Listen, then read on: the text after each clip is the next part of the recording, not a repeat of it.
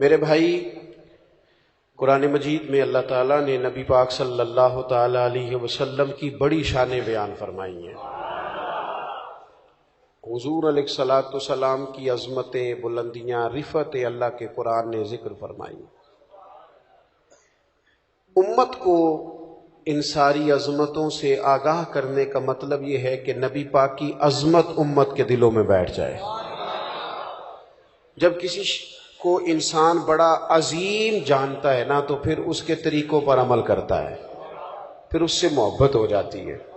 اللہ تعالیٰ نے اپنے محبوب کو جو علم عطا فرمایا وہ بھی عظیم ہے، جو معجزات عطا کیے وہ بھی عظیم ہیں، اور جو اخلاقی بلندیاں عطا فرمائیں وہ بھی بڑی عظیم ہیں۔ فرمایا وَإِنَّكَ لَعَلَىٰ خُلُقٍ عَظِيمٍ، اے محبوب علیہ السلام، ہم نے آپ کو خلق عظیم کا مالک بنایا ہے۔ ہمارے ہاں لوگ یہ سمجھتے ہیں کہ اخلاق صرف میٹھا بولنے کا نام ہے۔ آپ میٹھا بولیں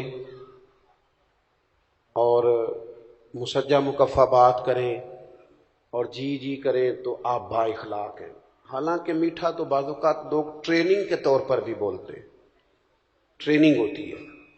آپ اداروں میں جائیں تو جو بڑے ادارے ہیں ان کے جو سیل مین ہوتے ہیں ان کی ٹریننگ ہوتی ہے کہ گاہک جو مرضی کرے تم نے کڑوا نہیں بولنا۔ آپ چلے جائیں بڑی دکان پر، آپ نے کہا مجھے کپڑے چاہیے، تو وہ سیل مین آپ کو سارے تھان کھول کے دکھا دیتا ہے۔ آپ نے کہا نہیں یار تیرے پاس وہ نہیں جو مجھے چاہیے، تو وہ کہتا ہے ٹھہریں کچھ پیچھے بھی پڑیں، سارے اس نے کھول دیا۔ آپ نے کہا تجھے کہا تھا نا تیرے پاس وہ نہیں ہے جن کی مجھے ضرورت ہے، تو پھر بھی آپ کو ناراض نہیں کرتا، کڑوا نہیں بولتا، کہتا ہے جناب اگلے ہفتے آئیے گا، مال اور بھی آنا ہے۔ لیکن جب بندہ دکان سے نیچے اترا نا، نیچے، تو پھر پتہ کیا اس نے کہا؟ کہنے لگا اس نے ایک جوڑا لینا ہے اور نخرے دیکھو کتنے۔ یہ با اخلاق نہیں۔ میری بات کی سمجھ آ رہی ہے؟ با اخلاق ہوتا تو یہ پشت کے پیچھے بھی وہی خیر کی بات کرتا جو اس نے منہ پہ کی تھی۔ یہ با اخلاق نہیں، اس کی ٹریننگ ہے کہ اپنا کام نکلوانے کے لیے کسی کے ساتھ میٹھا۔ اصل آپ کسی بندے کے بارے میں اصل وہ ہوتی ہے جو اس کے پشت کے پیچھے آپ بات کرتے ہیں، منہ پر تو ساری تعریف کریں گے۔ تو بہت سارے لوگ میٹھا ٹریننگ کے، جہاز کا عملہ جو ہوتا ہے نا، جن کی ایئر لائنز بڑی عمدہ ہیں اور جن لوگوں نے کام کیا ہے تو ان کے عملے کی تنخواہیں بھی بہت ہیوی ہوتی ہیں، تو جو بندہ 15,000 کی ٹکٹ لے کے بھی کسی ڈومیسٹک فلائٹ میں بیٹھا ہے نا، تو وہ تلخ بات بھی کرے تو عملہ تلخ بات نہیں کرتا۔ یہ اخلاق نہیں، یہ ٹریننگ ہے کہ تم نے گاہک کو ناراض کیوں؟ اس لیے کہ ہم نے مال بیچنا ہے، سودا بیچنا ہے۔ تو یہ ٹریننگ ہے۔ ڈھیر سارے لوگ ٹریننگ کے طور پر میٹھا بولتے ہیں، اور کچھ لوگ مطلب نکالنے کے لیے بھی میٹھا بولتے ہیں کہ چلو کام پڑ گیا ہے تو ذرا میٹھا بولو۔ فقط میٹھا بولنا اخلاق نہیں، میٹھا بولنا بھی ایک جز ہے اخلاق کا، پر صرف میٹھا بولنا اخلاق نہیں، سچ بولنا اخلاق ہے۔ واقعے کے مطابق بات کرنا اخلاق ہے۔ گفتگو کرنا تو ترازو عدل کے ساتھ اپنے علاوہ بھی کسی کی خوبی مان لینا، یہ بھی اخلاق ہے۔ جو اچھا ہو اسے اچھا کہنا، چاہے وہ ہمارا حمایتی ہو یا مخالف ہو۔ اگر وہ خیر والا ہے تو پھر جرت ہو یہ کہنے کی کہ بندہ ٹھیک ہے۔ یہ اخلاق ہے۔ آپ کا صبر اخلاق ہے، شکر اخلاق ہے، جو اللہ نے دیا ہے اس پر گزارا کرنا، قناعت پسند ہونا، یہ اخلاق ہے۔ ہرس سے، ہوس سے، لالچ سے، طمع سے اپنے آپ کو بچا کے رکھنا، یہ اخلاق ہے۔ عادات کا سورنا اخلاق ہے، نرا 2 4 5 باتوں کا نام اخلاق نہیں۔ میں نے کئی دفعہ کہا ہے، پھر کہتا ہوں، اللہ کا فضل ہے، میں نے بھی پگڑی باندھی ہے، خدا نے توفیق دی ہے شروع میں ہی، بالکل اس کو ایک دفعہ بھی داڑھی کو کٹوانے کی ضرورت ہی نہیں پڑی، شروع سے ہی اللہ نے توفیق دے دی، شروع سے ہی رکھی ہے۔ لیکن سنت شریعت کو صرف آپ پگڑی داڑھی میں بند نہیں کر سکتے کہ میں نے داڑھی رکھ لیا، پگڑی باندھ لیا تو کل دین پہ عمل ہو گیا۔ یہ سنت کی بڑے درجے ہیں، یہ اعلیٰ درجے، اس کی بڑی زیادہ اہمیت ہے۔ ہم بھی روز اس کی تبلیغ کرتے ہیں، لیکن نبی پاک علیہ السلام کی جو سنت اور حضور کی جو ادا سب سے پہلے لوگوں کے سامنے آئی تھی، وہ تو صادق اور امین ہونا ہے۔ وہ تو صادق اور امین ہونا ہے، جس سنت کا لوگوں کو سب سے پہلے پتہ چلا تھا کہ سچ بولتے ہیں، دیانتداری کا مظاہرہ کرتے ہیں۔ میرے عزیز، آپ کا لب و لہجہ، آپ کا انداز، آپ کا لین دین ہمارے اس خطے میں نا بر صغیر پاک و ہند کا مزاج خانقاہی ہے، تباً مزاج ہی خانقاہی۔ بہت سارے علاقوں کا مزاج خانقاہی ہے، بہت سارے علاقوں کا۔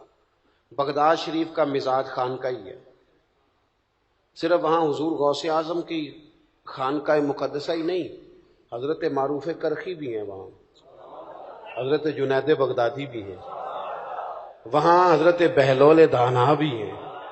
مزاج طبیعت خانقاہی ہے، ہمارے بر صغیر پاک و ہند کا مزاج خانقاہی ہے۔ اس لیے یہاں پیر جس قسم کا بھی ہو چل جاتا ہے، جس قسم کا، چونکہ مزاج خانقاہی ہے نا، جس قسم کا بھی ہو وہ، کیونکہ پیر طریقت لکھا ہونا شرط ہے، چل جاتا ہے۔ مولوی صاحب نے نماز پڑھانی ہو تو چلو 10 صورتیں تو آنی چاہیے نا اسے، کچھ نہیں تو 10 صورتیں تو آئے نا، لیکن پیر سے یہ بھی نہیں پوچھتے کہ تینوں کو 10 آندیاں نے کہ نہیں۔ ایک جگہ میں گیا تو میں نے ان سے کہا کہ یہ پیر صاحب، اب گفتگو ختم ہو گئی تو پیر صاحب دعا کر دیں گے، کہنے لگے ہمارے پیر صاحب دعا نہیں کرتے، تقریر بھی نہیں کرتے۔ میں کہ نو آندی نہیں ہے، کسی مدرسے پاؤ، آندی تو ضرور کرنی سی، مطلب کوئی کرائیٹیریا تو ہونا یار، اتنا زیادہ تو نہ اپنے آپ کو نیچے لے جائیں کہ کوئی حال ہی نہ ہو جو آپ جس کو مرضی آپ کوئی دنیا میں کرائیٹیریا مقرر کریں کسی چیز کا بھی۔ بڑے نے جی اب نہ نکالیے گا پیسے، اب میری بات سنیں، اللہ جزائے خیر دے۔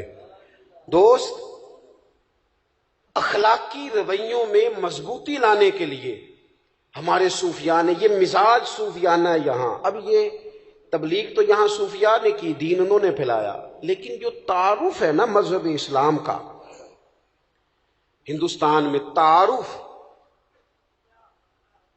وہ تاجروں نے کرایا ہے۔ یہاں سب سے پہلے جو لوگوں کو تعارف ہوا نا مذہب اسلام کا، قرآن کا، نبی پاک علیہ السلام کا، وہ تاجروں کے ذریعے ہوا ہے۔ جب بحری سفر شروع ہوئے تو ہندوستان کے تاجروں کے، عرب کے تاجروں کے ساتھ لین دین کے معاملات شروع ہوئے، یہاں کی چیزیں وہاں بکنے لگی، وہاں کی یہاں بکنے لگی، لین دین ہونے لگا۔ تو یہاں کے لوگوں نے یہ دیکھا کہ عرب شریف کے جو تاجر ہیں وہ جو کہتے ہیں وہی کرتے ہیں، لین دین کے معاملات میں بڑے کلیئر ہیں، صاف ہیں۔ ان کا وہ مزاج کی نفاست دیکھ کر یہاں کے لوگوں نے پوچھا تم کس دین کے ماننے والے ہو؟ تو جب یہ پوچھنا پڑا کہ یہ جو تمہارا لہجہ ہے، یہ جو تمہارا معاملات ہیں، لینے دینے کا صفائی ہے، کس مذہب سے تمہارا تعلق ہے، اتنا اعلیٰ اخلاقی رویہ، تو عرب تاجروں نے کہا ہم رسول رحمت کے دین کے ماننے والے ہیں۔ آپ جب تک اپنے اخلاقی رویوں میں تبدیلی نہیں لاتے، مزاج میں تبدیلی نہیں لاتے، ہمارے حضرت صاحب بڑے جلالی ہیں جی، کس بنیاد پر جلالی ہیں؟ تاجروں پر جلال کرتے، کروڑ پتی بندے پر جلال کرتے، کس پر جلال کرتے؟ ماڑا مرید آ گیا نا بیچارہ، جس نے دینا کچھ نہیں، اور ویسے بھی نفسیاتی ہے، تھوڑا دکھی زیادہ ہے، کاروبار نہیں چلتا، روز ہی آ جاتا ہے، وظیفہ دسو، تویز دو، اس پر جلال آتا ہے، وہ اچھا نہیں لگتا، وہ برا لگتا ہے، اس کو ڈانٹ دیتے ہیں۔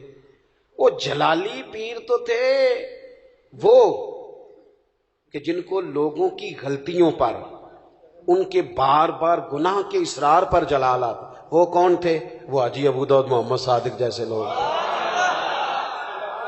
جو جلال کرتے تھے کس بات پر کہ تو نے داڑھی کیوں نہیں رکھی، تو سنت پر عمل کیوں نہیں کرتا، یہ تھا جلال، اس کی سمجھ آتی ہے۔ لیکن آپ کس جلال کی بات کر رہے ہیں؟ اخلاقی رویوں کی مضبوطی، آپ کا اٹھنا بیٹھنا، لینا دینا، معاملات زندگی، اس میں نفاست ہو۔ ہمارے ہاں اخلاقی رویوں کی سب سے زیادہ ضرورت گھروں کے اندر ہوتی ہے، اور ہمارا حال یہ ہوتا ہے کہ باہر ہمارا رویہ بالکل ٹھیک ہوتا ہے اور گھر میں ہماری طبیعت بڑی سخت ہوتی ہے، حالانکہ سب سے زیادہ ضرورت گھر والوں کو ہے۔ اب وہ جاج صاحب جو ہیں جو گھر جاتے ہیں تو ان کا دل کرتا ہے گھر والے بھی کوئی فیصلہ ہی کرا لے مجھ سے، کوئی مقدمہ سناؤ تمہارا فیصلہ کروں. اور ٹیچر صاحب کہتے ہیں میں گھر جاؤں تو میرا دل ہے سارے کتابیں نکالیں کو سبق پڑھ لیا جائے. علامہ صاحب، مفتی صاحب، پیر صاحب، ان کو عادت ہوتی ہے ادب کرانے کی، جوتے کوئی دوسرا ہی اٹھاتا ہے اکثر، تو ان کا بھی دل کرتا ہے کہ جب میں گھر جاؤں نا بس سارے اٹھ کے کھڑے ہو جائیں. وہ بھئی یہ ساری آپ کی جتنی بھی اللہ نے اعزازات دیے ہیں یہ گھر کے باہر ہیں، گھر کے اندر تو آپ بیٹے ہیں کسی کے، بھائی ہیں کسی کے، شوہر ہیں کسی کے، بیوی منتظر ہے، اس نے سارے دن کی باتیں آپ سے کرنی ہیں، وہ سب سے زیادہ خیر کا آپ کو جانتی ہے، لیکن آپ کہتے ہیں میں تھکا ہوا آیا ہوں تو نے بات شروع کر دی ہے. تو باہر تو آپ گپے مارتے ہوئے آ رہے ہیں، یاروں سے دوستوں سے روٹیاں کھائیں، دعوتیں کھائیں، ادھر گئے اور گھر آپ کو کہا 10 منٹ بعد سن لیں. تو اول تو جناب کا موڈ ہی ٹھیک نہیں، اور اگر ٹھیک ہے تو آتے ہی موبائل کھول لیا ہے. کس کو بات سنائیں؟ اخلاقی رویے کی سب سے زیادہ ضرورت آپ کے گھر میں ہے. اللہ تعالیٰ نے سب سے زیادہ ذمہ داری آپ کی لگائی ہے. سنو میرے محبوب کا اخلاق کیا ہے. سیدہ طیبہ طاہرہ ام المومنین حضرت عائشہ صدیقہ، صدقے ان راہوں کے جہاں سے ہماری ماں چلا کرتی تھی. اس خاتون کے کیا کہنے کہ جن کے گھر آ کے رسول کریم سکون اور آرام محسوس فرماتے تھے. حضرت عائشہ صدیقہ رضی اللہ تعالیٰ. حضرت عائشہ صدیقہ کہتی ہیں ایک دن حضور مجھ سے فرمانے لگے، ضروری نہیں کہ کوئی بندہ باقاعدہ شکایت کرے، آپ لب و لہجے سے تو بھی سمجھے نا، آپ انداز سے بھی سمجھے نا کہ بات کہاں پہنچ گئی ہے. حضور ایک دن فرمانے لگے یہ ذرا بات کو سمجھنا، ایسا نہیں کہ کوئی شکایت ہوئی، کوئی بات ہوئی، کچھ کہنا پڑا، کسی کو بتانا پڑا. حضور خود فرمانے لگے، کریم محبوب علیہ السلام فرمانے لگے عائشہ ایک بات کروں تم سے؟ یا رسول اللہ کیجئے. فرمایا جب آپ مجھ سے ناراض ہوتی ہیں تب بھی مجھے پتہ چل جاتا ہے، اور جب آپ راضی ہوتی ہیں پھر بھی پتہ چل جاتا ہے، مجھے پتہ چل جاتا ہے. حضرت عائشہ صدیقہ کہتی ہیں میں تو چاقو چوبند ہو گئی، آنکھیں کھل گئی. حضور یہ کیا بات ہوئی، کیسے؟ حضور فرمانے لگے بتاؤں پھر؟ عرض کی یا رسول اللہ میں اور آپ سے ناراض، بتاؤں پھر؟ یا رسول اللہ بتائیے. تو ذرا یہ بات سمجھنا، اگر آپ یہ ایک بات سمجھ گئے تو ہمارے یہاں جمع ہونے کا مسئلہ حل ہو، مقصد حل ہو گیا. حضور فرمایا یار ضروری ہے کہ کوئی احتجاج ہی کرے تو بات سنی جائے، اپنے ارد گرد والوں کے جذبات کا بھی تو خیال رکھو نا، وہ کیا سوچتے ہیں کس دکھ میں. ضروری ہے کہ بہت رو کے ہی بتایا جائے تو ہم مسئلہ حل کریں. کریم محبوب فرمانے لگے عائشہ سنو، کبھی کبھی قسم اٹھاتی ہو؟ یا رسول اللہ اٹھاتی ہوں. فرمایا جب خوش ہوتی ہو نا، مجھ سے راضی ہوتی ہو تو پھر کہتی ہو مجھے محمد عربی صلی اللہ علیہ وسلم کے رب کی قسم. اور جب تمہارے دل میں کوئی بات ہوتی ہے تو پھر کہتی ہو مجھے حضرت ابراہیم خلیل کے رب کی قسم. سیدہ طیبہ طاہرہ حضرت عائشہ کہتی ہیں میری کیفیت یہ بنی کہ میں لبوں سے ہنس رہی تھی اور آنکھوں سے رو رہی تھی. کریم یہاں تک خیال کرتے ہو لفظوں کا بھی جملوں کا بھی، یہاں تک حضور اس قدر گہرائی میں. حضور اتنا ایک واری میری آنکھیاں چوں اونا نے اتھرو پونجے سن، ہن تے چسکا پہ گیا رونے دا تے ہر ویلے یا ہو زاری دا. کہتی ہیں حضور سید عالم علیہ السلام کا وہ انداز کہ حضور قائل کر لیتے، محبت سے اپنی طرف مائل کر لیتے، لبوں سے ہنستی آنکھوں سے روتی. حضور اتنا خیال رکھتے ہو، جملوں اور لفظوں تک کا احساس کرتے ہیں. عرض کرنے لگی حضور آپ بالکل ٹھیک فرما رہے ہیں، لیکن یا رسول اللہ میری نا زبان سے آپ کا نام ہی جاتا ہے، میرے دل میں ہر وقت آپ ہی موجود ہوتے ہیں. یہ ہے اخلاقی رویہ کہ آپ کو احساس ہو. اور یار دیکھو جس بندے سے ہمارا 6 مہینے بھی تعلق رہے نا کوئی نہ کوئی تلخی آ ہی جاتی ہے. یہاں میں نے دیکھا ہے مقدس ترین سفر حرمین کا، مقدس، لوگ بڑے شوق سے مل کے جاتے ہیں، وہاں جا کے شکوے کرتے ہیں ایک دوسرے کے. پہلی بات تو یہ ہے کہ مطمئن ہونے کو تو ہم ویسے ہی تیار نہیں، اور وہاں جا کے اب تو خیر ماحول اس طرح کا ہے، کئی سال پہلے کی بات ہے، حرم کعبہ کے سامنے دو لوگ اپنے ٹریول ایجنٹ کا شکوہ کر رہے تھے، سن لوٹ لیا سے۔ تو میں نے انہیں کہا کہ پہلے تو آپ یہاں شکوہ کر رہے ہیں اور آپ کو پتہ ہے جگہ وہ ہے کہ ایک گناہ کرے تو لاکھ لکھا جاتا ہے، تو یہ بات ہی سرے سے درست نہیں، آپ دیکھیں تو صحیح بیٹھے کہاں ہیں۔ اور دوسری بات یہ ہے کہ روز لوگ دھوکے کرتے ہیں۔ میرا تو جی چاہتا ہے جو رب رسول کی بارگاہ میں پہنچاتا ہے نا وہ لوٹ بھی لے تو بڑا ہی اچھا ہے۔ کچھ 24 گھنٹے شکوے، میں ایک جگہ محفل نعت میں حاضر تھا، اب تو میں نے بچت کرا لی ہے، میں عشاء کے بعد جاتا ہی نہیں، اس لیے کہ کوئی کسی قسم کا نعت کا پلے پڑ جاتا ہے، بعد میں جواب دیتے پھرو کہ جناب یہ اس نے یہ کہہ دیا ہے، آپ بھی موجود تھے، لہٰذا ہم ویسے ہی بچت کرتے ہیں، دور سے ہی اتقوا مواضعکم، تہمت والی جگہ سے ہی بندہ بچے۔ ایک جگہ بیٹھے تھے تو نعت خانہ شعر پڑھ رہا تھا، اور شاید میرے جیسے لوگوں کے لیے پڑھ رہا تھا، مرحوم اعظم چشتی کا کلام تھا، تیری نسبت نے سوارا میرا انداز حیات، میں اگر تیرا نہ ہوتا سگے دنیا، میں گلیاں دا روڑا کوڑا تے محل چڑھایا ہے سائیاں۔ تو ذرا بات بن گئی، کچھ سخت لوگوں کی آنکھوں میں بھی آنسو آ گئے، تو میں نے ساتھ والے سے کہا کہ لیکن میں بھی کرتا رہتا ہوں کہ یار آپ لوگ کیوں پہلے ڈیمانڈ کرتے ہیں، کیوں پیسے طے کرتے ہیں، یہ غلط بات ہے، کیوں آپ یہ چیزیں، لیکن میں آپ سے عرض کروں بیچنے والے اتنے مجرم نہیں جتنے خریدنے والے مجرم ہیں۔ یہ تو ماحول ان لوگوں نے بنایا جو پہلے ریٹ لگاتے ہیں، پہلے ان کو پیسے دیتے ہیں پھر شکوے کرتے ہیں، کیوں آپ ریٹ بناتے ہیں، کیوں کہانیاں بناتے ہیں، پہلے سارا کچھ کرتے ہو پھر کہتے ہو بگڑ گئے۔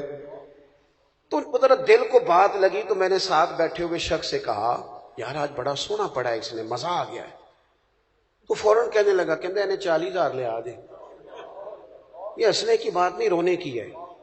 میں نے اسے کہا یار کو ہر وقت شکوہ ضروری ہے، کیوں دیا تم نے، کسی اور مفت والے کو بلا لیتے، محلے کے بچوں کو نعت نہیں آتی ان سے سن لیتے، پہلے دیتے ہو پھر شکوے کرتے ہو۔ اور میں نے کہا سن پھر آج اس نے نا میرے کریم رسول کا ذکر کیا ہے، اور اتنا سونا کیا ہے کہ دل کے جذبات آنسو بن کے ٹپک آئے ہیں۔ آج اس نے جتنا لطف دیا نا 40 تھوڑا ہے، یہ تھوڑا ہے، زیادہ ملنا چاہیے اسے۔ بات دیکھو کہاں کچھ ضروری ہے کہ ہر وقت انسان کہیں اپنے اخلاقی رویوں کو انسان مضبوط کرے، اس کے لہجوں سے، اس کے انداز سے، اس کے بات کرنے سے۔ مجھے بتائیں نا، حضرت عمر تو کہتے ہیں کہ ہمارا دوست وہ ہے جو ہماری غلطیاں بتائے، جی جو ہماری غلطیاں بتائے وہ ہمارا تے سانو تو کدے چنگا لگتا ہی نہیں، سوال ہی نہیں۔ ہم نے تو باقاعدہ بندے رکھے ہوئے تعریفیں کرانے کے لیے۔ یہ نقیب محفل کی یہ بھی مجھے اچھا نہیں لگ رہا تھا، لیکن میں کچھ عرصے سے نا جی آتے ہی مائک لے لیتا ہوں، اس لیے کہ ہم جو نہیں ہیں وہ ہمیں بتایا جاتا ہے، تو اپنے آپ میں بندے کو شرم آتی ہے کہ یہ کیا کہا جا رہا ہے، بھلا ضرورت ہے ان چیزوں کی؟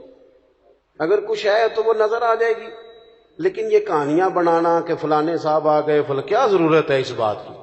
کوئی حاجت نہیں، اس سے انسان کمزور۔ اٹھ بلیا، اٹھ بلیا، وہ چل اوتھے وسیے جتھے وس دینی سارے ینے، نہ کوئی ساڈی ذات پچھانے نہ کوئی سانو منے۔ کبھی تو انسان نکلے نا کیمرے کی آنکھ سے باہر، وہ حقیقت کی زندگی میں بھی آئے نا۔ حضرت عمر رضی اللہ تعالیٰ عنہ بڑے آدمی تھے نا، پر یہ اخلاق ہے کہ حضرت سلمان فارسی ملنے آئے تو کہنے لگے میرے اندر کوئی غلطی ہے تو مجھے بتا کے جانا، سارے میری تعریفیں کرتے رہتے، یہ اخلاق ہے۔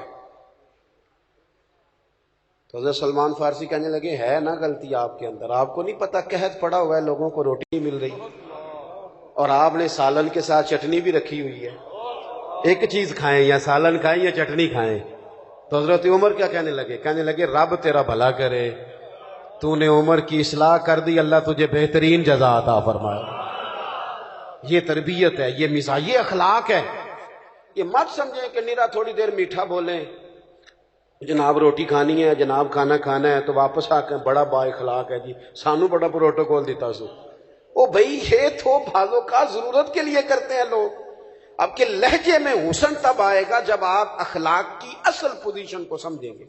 بس میں بات سمیٹنے لگا ہوں حضور نے ایک بہت بڑا اخلاقی رویہ بتایا ہے. زندگی میں ضروری نہیں ہوتا بندہ سب جگہ کامیاب ہی ہو. نوجوان ذرا غور کریں میری بات پر. میدان میں رہنا شرط ہے، جیتنا شرط نہیں. جتنے انبیاء کرام علیہم السلام دنیا میں آئے سارے کامیاب ہو کے گئے، لیکن کسی کا کلمہ 4 لوگوں نے پڑھا ہے، کسی کا 6 نے پڑھا ہے. ڈیوٹی کتنی ہے؟ 950 سال. کلمہ پڑھا 6 لوگوں نے، پر نبی کامیاب ہو کے گئے. کیوں؟ کہ رب نے جو ڈیوٹی لگائی تھی وہ ڈیوٹی انہوں نے پوری کی ہے. ان کے ذمے ڈیوٹی لگائی گئی تھی. ان کے ذمے ہزاروں لاکھوں کا مجمع جمع کرنا. کو نہیں سمجھ آئی آپ کو میری بات کی؟ ہم نہ جیتنا چاہتے ہیں، ہمیں لازمی طور پر نتیجہ اپنی مرضی کا چاہیے. اور نہ بھائی چھوڑ دے، نتیجہ اس پہ چھوڑ دے. جو لوگ سب سے پہلے جنہوں نے خون دیا تھا نا اسلام کی بنیاد مضبوط کرنے کے لیے، سب سے پہلا خون، وہ بدر کے 14 شہید ہیں. نام بتاؤ ان کے، بتاؤ نام کیا ہے؟ اسلام کا رعب جو پوری دنیا میں بیٹھا ہے وہ بدر کے لوگوں کی وجہ سے ہے، جو میدان بدر میں گئے. وہ 14 لوگ جنہوں نے خون دیا، نام بتاؤ ان کے. نہیں آتے لوگوں کو. وہ اگر نام بناتے، تختیاں لگواتے تو کام نہیں ہوتا تھا. انہوں نے کہا نام اس کریم کا ہی جچتا ہے جس کریم کے سہارے ہم میدانوں میں کھڑے ہیں. ہم تو نا جی کسی چکر میں ہیں. یہ اخلاقی کمزوری ہے. آپ اپنے حصے کی ڈیوٹی کریں، آپ ڈیوٹی کریں، اپنے حصے کی کام کریں. حضور نے صحابہ کو جہاں کھڑا کیا نا، حکمتیں نہیں پوچھی انہوں نے، دلائل نہیں پوچھے. یہ کام تو اس کا مطلب کیا ہے؟ غلام بھی کبھی حکمت پوچھتا ہے؟ غلام تو نوکری کرتا ہے. انہوں نے حکمت، یہ بڑا مزہ ہے. آپ کسی کی غلامی کریں تو پھر حکمتیں نہ پوچھیں، پھر دھیان سے غلامی کریں، توجہ سے غلامی. ہمارے ہاں لوگوں کو واضح حکم کا پتہ چل جائے تو پھر بھی تعویل کرتے، گنجائش نکالتے. پورا واضح حکم ہے پھر بھی گنجائش نکالیں گے. حضور علیہ السلام کے غلاموں کا کیا حال تھا؟ یہ ان کا رویہ تھا اخلاقی. نبی کریم جمعہ پڑھا رہے ہیں، خطبہ دیتے دیتے دیکھا ایک بندہ کھڑا ہو گیا ہے. حضور نے فرمایا بیٹھ جاؤ. سادی سی بات ہے. ابھی میں نے بھی کئی دوستوں سے اشارے سے کہا کسی کہ یار بیٹھ جاؤ بیٹھ جاؤ، ماحول ذرا ٹھیک رہتا ہے. کریم فرمانے لگے بیٹھ جاؤ. سادی سی بات ہے. نام نہیں لیا حضور نے، نام نہیں لیا. یہاں تو نام لے کے کہتا ہے نا والد، بیٹا ذرا مجھے پانی پلانا. نام لے کہتا ابا جی چھوٹے کو کہہ دیں. حضرت شیخ ابو مرتعش ایک صوفی گزرے ہیں، صاحب رسالہ کشیریہ نے ان کا ذکر کیا. وہ کہتے ہیں میں حج پہ جا رہا تھا، میرا نفلی حج تھا. تو لوگ جمع تھے، نعرے شارے لگ رہے تھے. یہ بھی ایک باریک پہلو ہے اہل تصوف کے ہیں، اسے سمجھیے گا. میں تیار تھا، پھول شول تیار تھے، نفلی حج تھا. گھر میں بیٹھا تھا اور میں حضرت صاحب بھی تھا. یہ بھی بڑا مسئلہ ہوتا ہے، یہ بڑی بیماری ہوتی ہے. اللہ ماشاء اللہ. کہتے میں شیخ بھی تھا. تو گھر میں بیٹھے بیٹھے نا میری اماں جی نے نا مجھ سے پانی کا گلاس مانگا. اب حج آج کل کا نہیں، حج عمرہ آج کل کے حج سے بھی لوگ بڑے پریشان ہوتے ہیں. کہنے بھی دیکھو جی بڑا تھک گئے. حالانکہ گھر سے گاڑی میں بیٹھتے ہیں، ایئرپورٹ پہ صاف ستھرے کپڑوں میں، جہاز میں کھانا ملتا ہے، وہاں نیچے اترتے ہیں تو پھر گاڑی کھڑی ہے. لیکن آپ پوچھ لیں ٹینشن بڑی ہے، پریشانی بڑی ہے، پتہ نہیں کس بات کی ہے، اللہ جانے کیا ہے. اس وقت حج کیا تھا؟ 6 مہینے کا پیدل رستہ، خود کھانا ساتھ لے کے جانا ہے، پکا کے کھانا ہے، خیمہ ساتھ ہے، جہاں رات آئے گی لگا کے سونا ہے. لیکن لوگ جاتے تھے. شیخ ابو مرتش کہتے مشکل ترین حج، میری تیاری، نعرے لگ رہے ہیں اور پھول آ رہے ہیں اور حالات اور ہیں. گھر میں بیٹھا تھا، کل پرسوں میں نے حج پہ جانا ہے. میری اماں جی مجھ سے کہنے لگی پتر ذرا پانی کا گلاس تو دینا. تو میرے اندر سے آواز آئی کہ میں مثلا حاجی بھی ہوں اور میں شیخ بھی ہوں، تو پانی تو چھوٹا بھائی بھی دے سکتا ہے. کہتے میں چھوٹے بھائی سے کہا امی جی کو پانی دینا. وہ پانی لے آیا تو فوراً میرے دل نے مجھ سے کہا شیخ सैकड़ों मील का पैदल हज तेरे लिए आसान है और मां को पानी देना तेरे लिए मुश्किल है। सच बता, ये हज अल्लाह की रिजा के लिए कर रहा है या हाजी कहलवाने के लिए कर रहा है? मां की खिदमत पर चूंकि फूल नहीं बरसने, नारे नहीं लगने, लोगों ने लंबी चौड़ी बातें नहीं करनी, इसलिए तेरे लिए मुश्किल हो रहा है। फरमाने लगे मैंने उस हज का इरादा तर्क किया और मैंने मां से कहा मां पहले पूरा साल तेरी ड्यूटी करूंगा, फिर तू दुआ देगी तो अगले साल हज करने जाऊंगा। बुल्ले शाह तू आसमानी उड़दियां फड़ना है, आज जड़ा घर बैठा इन्हों तू फड़िया ही नहीं। नबी पाक अलैहिस्सलाम ने कहा ये अखलाकी रवैया, इसको समझे। हम ना मोटी मोटी चीजों को ना जी वो बना के ना तो दिल को मुतमिन कर लेते हैं कि मैं बिल्कुल ठीक हो गया हूं, बिल्कुल मैं तो जनाब आखिरी दर्जा है मेरी तरबियत का। हुजूर अलैहिस्सलाम ने ना कहा बैठ जाओ। एक सहाबी से कहा था, वो बैठ गए, लेकिन चूंकि मुतलक फरमाया, किसी का नाम नहीं लिया, तो एक सहाबी मस्जिद के इस कोने में थे, उनके कानों में आवाज गई तो वहीं बैठ गए। एक उस कोने में थे, उनके कान में आवाज गई तो वो वहीं सुनना। ये वो लोग हैं जिन्होंने दुनिया को बदल के रख दिया। ये कोई ऐसे लोग नहीं कि बिल्कुल सीधे साधे आप जो कहेंगे, ऐसा नहीं। ये मामला फहम है, बसीरत वाले हैं, दुनिया को बदलने वाले हैं, लेकिन उन्होंने अपने शऊर से ये तय कर लिया था, क्या भला, कि जो करीम कहेंगे हमने वही करना है। ये तय कर लिया था। ये होता है अखलाकी रवैया कि आप समझदार हों तो फैसले सियाने करें। एक सहाबी बनु गनम में थे, अभी उनके कानों में आवाज गई बैठ जाओ, वहीं बैठ गए। नमाज मुकम्मल हुई तो करीम फरमाने लगे आप कहाँ थे? हुजूर वो आपकी आवाज आई थी बैठ जाओ तो मैं वहीं बैठ गया। आप कहाँ थे? या रसूलल्लाह बनु गनम में कानों में आवाज गई। आप कहाँ थे? हुजूर फलाने कोने में। तो करीम फरमाने लगे ना आपसे कहा, ना आपसे कहा, ना आपसे कहा, मैंने तो इनसे कहा था। अदब है, खामोशी है, सन्नाटा है, गुलामी का लुत्फ है, जायका है। सानू ना कैद सज्जन दा गहना है। तो किसी को हथकड़ी लगी हुई थी तो किसी ने पूछ लिया कि ये क्या है? वो कहने लगा ये सानू कैद सज्जन दा गहना है, तो वो जिंज रखे उंज रहना है। ये उसके नाम का ना गहना पहना है, वो जैसे रखेगा वैसे। हुजूर ने फरमाया कहाँ थे? या रसूलल्लाह वो आपकी आवाज आई। फरमाया ना आपसे कहा, ना आपसे कहा, मैंने तो इनसे कहा था। तो दस्त बस्त अर्ज की हुजूर आपने नाम तो नहीं ना लिया।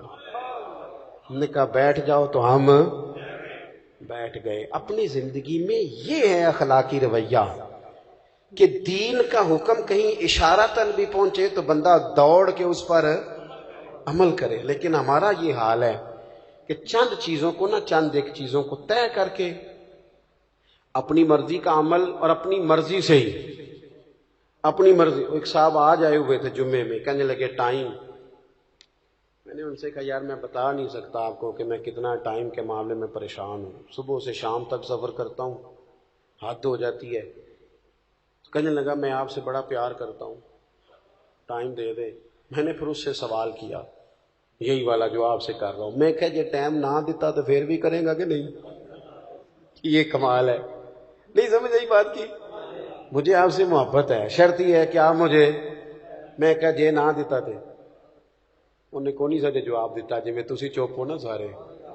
वो भी गौर ना मैनू तकदा सी। मैंने कहा ये मोहब्बत नहीं है, ये तो ये है कि जे तुसी मनो तो फिर ठीक है, ना मनो तो फिर बाहर जाके आकांगे बड़े हो गए ने, हूं तो गल ही नहीं सुनते, फिर कुछ और कह लेंगे जिस तरह भी हमारा देसी लहजा है। तो मोहब्बत ये है, प्यार ये है कि हम ना असल की तरफ देखें कि उसूल क्या है, ज़ाब्ता क्या है, कानून क्या है, अपने अखलाकी रवैये को उन ज़ाब्तों का पाबंद करें। एक बात आखिर में, बात तो मुकम्मल हो गई थी, वो मेरा दिल है वो भी कर दूं। हुजूर ने एक रवैया और भी सिखाया है और बाकायदा बैत ली हुजूर ने सहाबा से। हजरत हकीम बिन हिजाम कहते हैं हुजूर ने फरमाया मेरी बैत करो। अर्ज की हुजूर किस बात पर? इस्लाम पर तो हम बैत कर चुके हैं। तो हुजूर ने फरमाया बैत करो कि तुम किसी दुनियादार के सामने हाथ नहीं फैलाओगे। थोड़ा सा ना जो रब ने दिया उस पर जीना सीखे। بس کوئی بندہ آپ کسی کروڑپتی آدمی کی طرف بھی کبھی امید لگائیں گے تو چند ہزار کے بعد بھی بات کرے گا. یہ بہت بڑا اخلاقی رویہ ہے کہ انسان کو جو رب نے دیا ہے بندہ اس پر راضی ہونا شروع کر دے. حضرت حکیم بن حزام کہتے ہیں ہم نے بیعت کی تھی کہ محبوب ہم دنیا داروں کے سامنے کبھی ہاتھ کمزور کر دیتے ہیں لوگ، آپ دکھڑا سنا کے دیکھ لیں، بنتا بھی کچھ نہیں اور آپ کی بات بھی ادھر ادھر نکل جاتی ہے. تھوڑا مضبوط ہو زندگی میں کچھ. اور زندگی میں ایک وقت ایسا بندے پہ آتا ہے جب وہ تنہا رہ جاتا ہے اور اپنے چاروں جانب جب وہ گھوم کے دیکھتا ہے تو پھر اسے سمجھ آتی ہے سہارا اللہ رسول کا ہی ہے، اور پھر وہ بات اسے تگڑا بھی کر جاتی ہے، مضبوط کر جاتی ہے، اسے جینا آ جاتا ہے. حضرت حکیم بن حزام کہتے ہیں وہ ہم نے طے کر لیا تھا اور اتنا طے کیا تھا کہ جناب حکیم بن حزام بوڑھے ہو گئے تھے. یہ ہے اخلاق جو حضور نے سکھایا. بڑھاپا تھا، گھوڑے پہ بیٹھے تھے یا اونٹ پہ بیٹھے تھے تو ہاتھ کے اندر درہ تھا، وہ درہ زمین پہ گر گیا، قریب غلام کھڑا تھا. حضرت حکیم بن حزام خود نیچے اترے، وہ درہ اٹھایا، دوبارہ بیٹھنے لگے تو ذرا تکلیف ہوئی تو خادم کہنے لگا حضور مجھے بتا دیتے. فرمانے لگے حضور سے وعدہ کیا ہے کسی سے سوال نہیں کروں گا. اپنی زندگی میں نہ طے کریں کہ میرے مالک نے جہاں مجھے رکھا ہے بڑا ہی سونا رکھا ہے، بڑا ہی بہترین رکھا ہے، اس کو طے کریں. اگر آپ اپنے رب کی عطا پہ مطمئن ہو جائیں گے تو زندگی مطمئن ہو جائے گی. یہ بہترین اخلاق ہے کہ انسان اپنی ذمہ داری. ہمیں دوسروں کا سارا پتہ ہوتا ہے کہ وہ کام صحیح نہیں کر رہے، یار یہ تو آپ سے حساب ہی نہیں ہونا. آپ سے تو آپ کا حساب ہونا ہے کہ جو آپ کی ذمہ داریاں ہیں وہ آپ ٹھیک پوری کر رہے ہیں. آپ اپنی ڈیوٹی کو مضبوط کریں بجائے اس کے کہ ادھر ادھر دیکھا جائے. اللہ کے حضور دعا کرتا ہوں اللہ ہم سب کے لیے عمل کا راستہ آسان کرے. آخر دعوانا